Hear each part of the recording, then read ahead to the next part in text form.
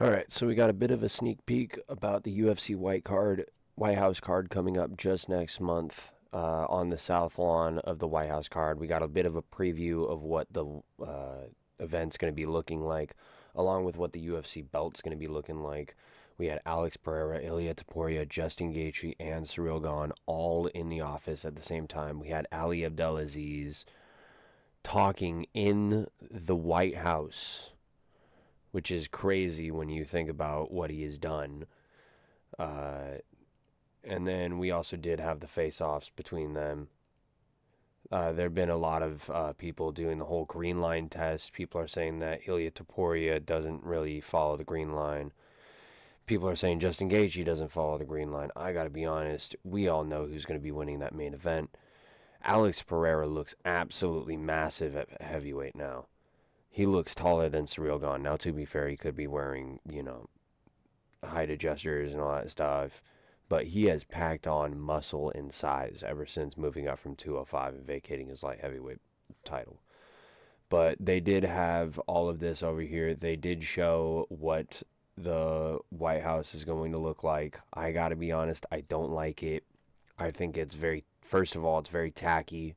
Second of all, I don't think it's going to work. Third of all, I think if it rains, this is going to be a horrible event. And also, we did get a little bit of a preview of the UFC belt that's going to be on the line. I don't know if it's the lightweight title or if it's the heavyweight title. And then in this case, I don't know if they're keeping the belt or if it's just a one-time thing like the BMF belt.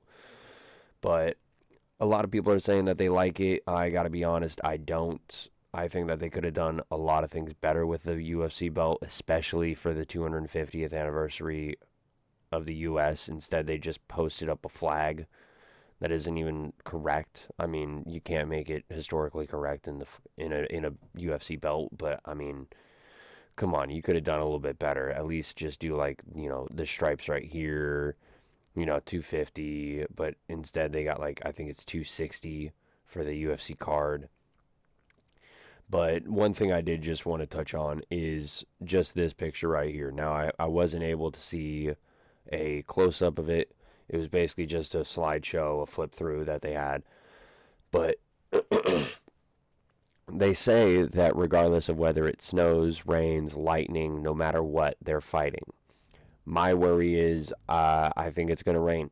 Like, it's in Washington, D.C., it's on the East Coast in June. There's usually a forecast for rain or an overcast with a bit of rain. And with that, it's going to make the whole entire thing horrid. Because if you look at the roof right here, there's only a tiny bit overhanging above the ring. So if there's a bit of wind coming from any direction, that's going onto the canvas, which is going to make it slippery. People are already saying that the canvases in the UFC are slippery. Imagine if it's wet. It's not going to work. They say that they're going to have about 3,000 people here. It's going to mostly be just UFC executives and people who had tickets to give out, like Donald Trump, like Dana White. They're all going to be sitting right here, and I think most of the actual UFC fans are going to be sitting in the bleachers behind. But it doesn't look great. It just doesn't. It looks like it was made last second, and it looks like it's not going to work out. At least in my mind. Because let's take it at this value. Okay, because the way that he had the slideshow and all that stuff, it looks like it's going to be looking like this. Now, it might not have the elevated platform that they have. This is an AI photo, of course. But let's say that they have the Freedom 250 right here. That's all the roof they have. And this is all the seating that they have. I don't think that this is going to work out. There's going to be subjected lighting. I think that this is going to be worse than the UFC Noche card. And that's saying something. Because when we did the Sphere, there was two big problems. One, the lighting. The lighting was incredibly, I don't want to say terrible, but it was very bright compared to other UFC cards, especially the ones that we've been having recently, where the lights have turned off randomly. But with this, there's only 4 ways of light. If it gets dark, which it will, because it's going to be, I think, at like 6 o'clock, 8 o'clock, then it's only going to be those lights. If there's technical difficulties, shit out of luck. I'm sorry, it's going to be pitch black. And then you got to just think like the experience isn't going to be great for them. I think for this, there's going to be a lot of security. It's not going to be what they thought in the beginning, especially with this attempted, I don't quote unquote assassination or shooting attempt that happened at the congregational dinner. Like they're going to be beefing up security. It even says right here they put an octagon in front of the White House. Secret Service is going to be doing overtime. Like it just, I don't know. This just does not. I don't feel like this is going to work out. I feel like it'll be fun fights, but I feel as though the cage is going to get slippery. People are going to be dragging themselves on the cage.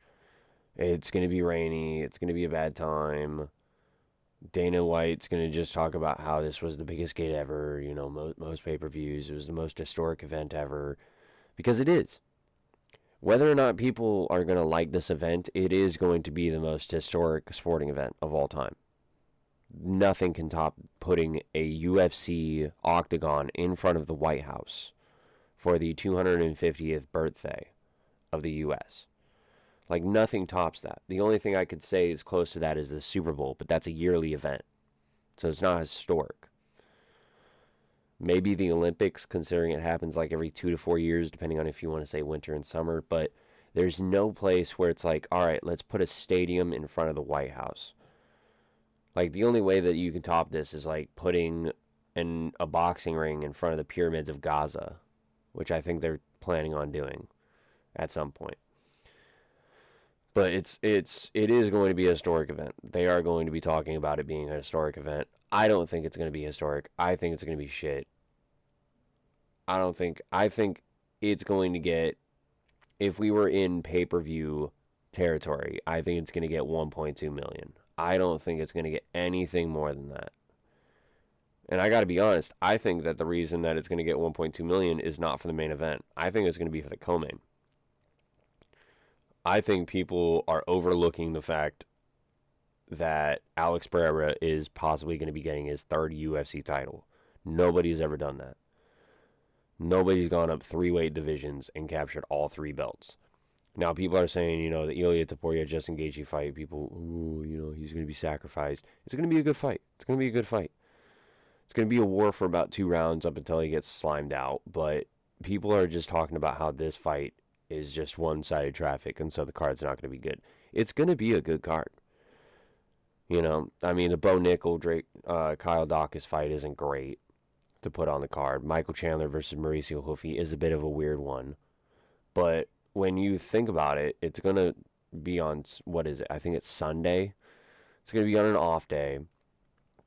You know, they're going to have the lightweight division's top contenders facing off. They're going to have the UFC heavyweights top contenders facing off.